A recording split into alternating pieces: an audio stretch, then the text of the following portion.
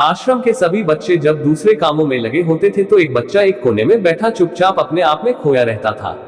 वो अक्सर किसी से ज्यादा बात नहीं करता था। आश्रम की सभी जिम्मेदारियां पूरी करने के बाद जहां सभी बच्चे पूरे दिन की घटनाओं की चर्चा करने लगते हैं, वहीं पर वो शांत रहने वाला बच्चा एक बरगद के पेड़ के नीचे बैठकर ध्यान करने लगता।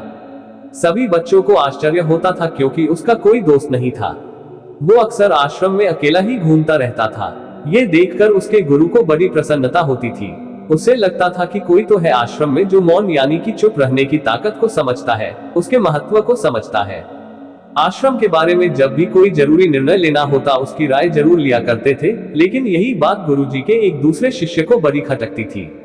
क्योंकि वो गुरुजी का प्रिय शिष्य बनना चाहता था, इसीलिए वो गुरुजी के सामने दूसरे बच्चों के कामों में कुछ न कुछ कमियां निकालता रहता था, जिससे गुरुजी उसे महान समझने लग जाए। अक्सर वो अपनी जिम्मेदारियां पूरी तरह से निभाने का दिखावा भी करता, चाहे उससे कोई सलाह ना भी मांगे, लेकिन फिर भी वो उन्हें अपनी सलाह देता रहता था। वो बहुत ही बातूनी शिष्य था और आश्रम के दूसरे सभी बच्चों में बहुत प्रसिद्ध भी था, क्योंकि वो सबसे हंसी मजाक करता रहता था, उनसे दिन भर बातें करता रहता था, इसीलिए उसकी सबसे दोस्ती हो गई थी। लेकिन जब आश्रम के गुरु उसकी राय ना लेकर दूसरे बच्चे की राय लेते थे तो ये बात उसे बड़ी खटकती थी। उसे ये लगता था कि वो उस दूसरे बच्चे से ज्यादा बुद्धिमान है, लेकिन गुरुजी फिर भी उसकी तरफदारी करते हैं। ऐसा नहीं था कि गुरुजी को बातूनी शिष्य के स्वभाव के बारे में पता नहीं था, लेकिन गुरुजी उसे अपने तरीके से सीख देना चाहते थे ताकि उसकी ज्यादा बोलने की आदत, दिखावा करने की आदत, दूसरों में कमियां निकालने की आदत हमेशा हमेशा के लिए खत्म हो जाए और वो मौन रहकर ध्यान की गहराइयों को छुपाए। असल में हर सच्चे गुरु की यही इच्छा होती है। वो किसी तरीके से उस बातूनी शिष्य को एहसास कराना चाहते थे कि चुप रहने से ही उसे असीम सत्य को जाना जा सकता है। उस विराट का एहसास चुप होकर ही किया जा सकता है। एक दिन गुरुजी को एक तरीका सूझा।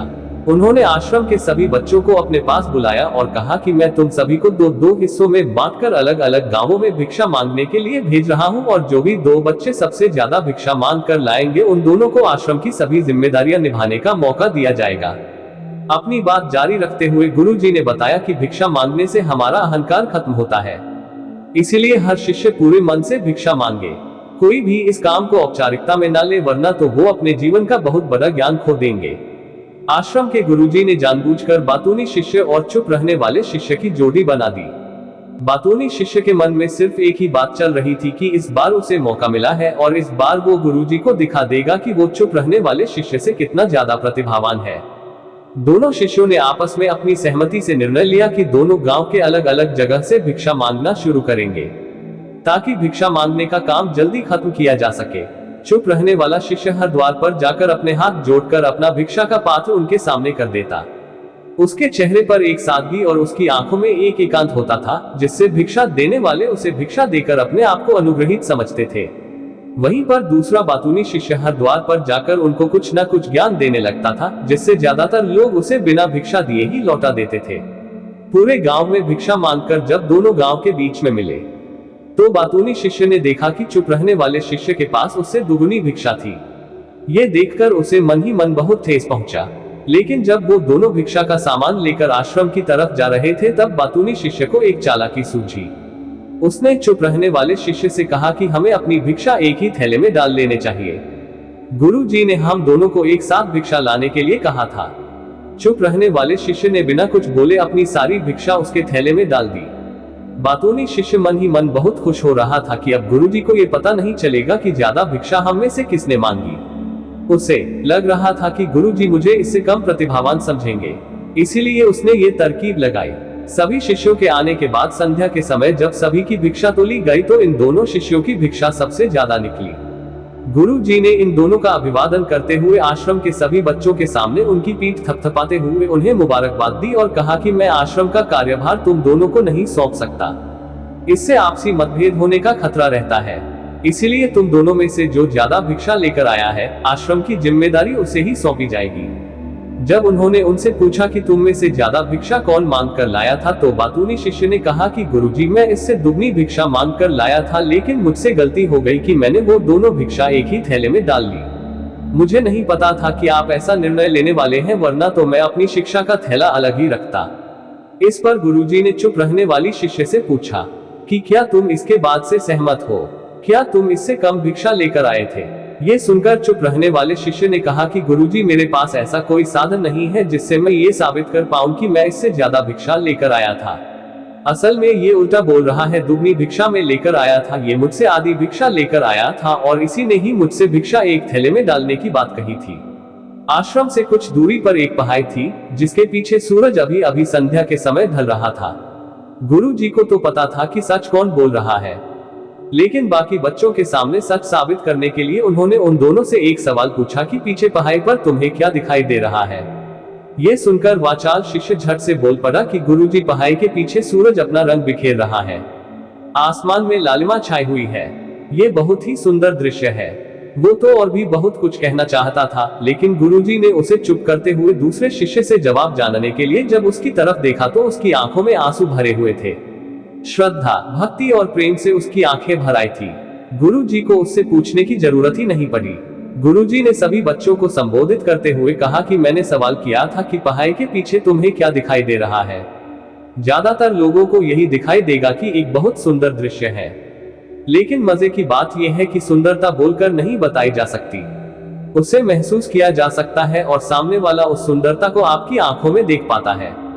चुप रहने वाले शिष्य की तरफ इशारा करते हुए गुरुजी ने कहा कि असल में सुंदरता इसी बच्चे ने देखी है, दूसरे बच्चे ने सिर्फ सुंदरता की उपव्याख्या की है, लेकिन इसने वास्तविकता में उस सुंदरता को महसूस किया है। अपने आप को ऊंचा दिखाने की सभी कोशिशें नाकाम होती देख वाचाल शिष्य वहीं पर फूट फूट कर रोने लगा। उसको चुप कराते हुए गुरुजी ने कहा कि बेटा, मुझे पहले से पता था कि तुम झूठ बोल रहे हो, लेकिन मैं तुम्हें उस झूठ का एहसास कराना चाहता था। सभी बच्चों को संबोधित करते हुए गुरुजी ने बताया कि शब्द जाल की तरह होते हैं, हमारे ज्यादा बोलने की वजह से बहुत सारी समस्याएं पैदा होती है। जब कोई आदमी एक बात को बढ़ा चढ़ाकर बोल देता है तो उसे सिद्ध करने के लिए वो शब्दों के जाल में फंसता चला जाता है और इसी वजह से अंतर्मुखी होने की बजाय वो बहिर्मुखी होता चला जाता है। वहीं पर जिस भी व्यक्ति को अपनी अंतर यात्रा करनी होती है, उसे सबसे पहले चुप रहना सीखना होता है। जरूरत से ज्यादा बोलना या फिर हर वक्त बोलते ही रहना, ये सब हमारी अंतर यात्रा में बाधा बन जाती है। जब आप चुप रहने का अभ्यास करते हैं तो आप अपने साथ वक्त बिताने लगते हैं, जिससे कि आप अपने एकांत को जान पाते हैं और एक बार अगर मन में एकांत स्थापित हो जाए तो आपकी आंखों में, आपके चेहरे पर वो सादगी, वो एकांत, वो स्पष्टता की झलक, सब कुछ सामने नजर आने लगता है। कुछ साबित करने को नहीं रह जाता, कुछ बताने को नहीं रह जाता, सब कुछ आंखों में देखा जा सकता है। चुप रहने वाले शिष्य की तरफ इशारा करते हुए गुरुजी ने कहा कि अभी जो दृश्य है इस बच्चे ने देखा, वो ज्यादा बोलने वाला आदमी कभी नहीं देख पाएगा। वो अपनी बुद्धि से तर्क वितर्क करता रहेगा कि उसे क्या क्या दिखाई दे रहा है, लेकिन उसमें से वो महसूस कुछ भी नहीं कर पाएगा। उसे दिखाई दे जाएंगे पहाड़, सूरज या फिर उसकी लालिमा, लेकिन उस सुंदरता को, उस विराट को, उस अद्वैत को वो कभी नहीं देख पाएगा। अगर चुप रहने की कला सीखनी है तो तुम्हें सबसे पहले एक बात ध्यान रखनी होगी कि तुम्हें किसी को भी प्रभावित करने की कोशिश नहीं करनी है। ज्यादातर लोग इसी वजह से ज्यादा बोलते हैं क्योंकि वो दूसरों को प्रभावित करना चाहते हैं, अपने आप को साबित करना चाहते हैं और उस साबित करने के चक्कर में वो शब्दों के जाल में फंसते चले जाते हैं और धीरे धीरे वही उनकी आदत बन जाती है। अगर कोई व्यक्ति दूसरों को प्रभावित करना चाहता है तो वो कितने लोगों को प्रभावित कर पाएगा? उसकी ये भूख बती जाएगी और वही संसार में सभी को कभी भी प्रभावित नहीं कर पाएगा। इसलिए यह समझने की बात होती है कि बहिर्मुखी होने की बजाय हम अंतर्मुखी होकर अपने आप को समझ सकते हैं। अपनी बातों को खत्म करते हुए गुरुजी ने अपना आखिरी संदेश दिया। उन्होंने बताया कि अगर कोई व्यक्ति ज्यादा समय तक चुप नहीं रह सकता तो उसे थोड़े समय से अभ्यास करना चाहिए। निश्चित संकल्प लेकर किसी व्रत की भांति दिन में कुछ समय या फिर हफ्ते में कुछ समय या फिर एक दिन चुप रहने का अभ्यास जरूर किया जाना चाहिए। इससे हमारी चुप रहने की आदत धीरे धीरे खुद ब खुद पनपने लगती है, क्योंकि एक बार जब हम चुप रहने लगते हैं तो हमें चुप रहने का आनंद पता चल जाता है। उसके बाद हमें प्रयास नहीं करना पड़ता, बल्कि हमारा मन आनंद की तरफ अपने आप बढ़ता चला जाता है। चुप रहने की कला सीखने के बाद आपकी बुद्धिमानी और आपकी स्पष्टता दोनों में बहुत ज्यादा फायदा होगा। वास्तविकता में जिसे दर्शन कहते हैं वो मौन रहकर ही किया जा सकता है। इसके बाद सभी बच्चों से कुछ समय चुप रहने का संकल्प लेकर गुरुजी ने अपनी बात खत्म कर दी और सभी बच्चे रात्रि का भोजन करने के लिए एक साथ भोजन कक्ष में पहुंच गए। तो दोस्तों, उम्मीद करता हूँ आपको इस कहानी से एक अच्छी सीख मिली होगी। ये कहानी आपको कैसी लगी हमें कमेंट बॉक्स में कमेंट करके जरूर बताएं और इस वीडियो को अपने दोस्तों के साथ जरूर शेयर करें ताकि उन्हें भी इस कहानी से कुछ सीखने को मिल सके। तो मिलते हैं अगली कहानी में, तब तक के लिए अपना ख्याल रखें। धन्यवाद।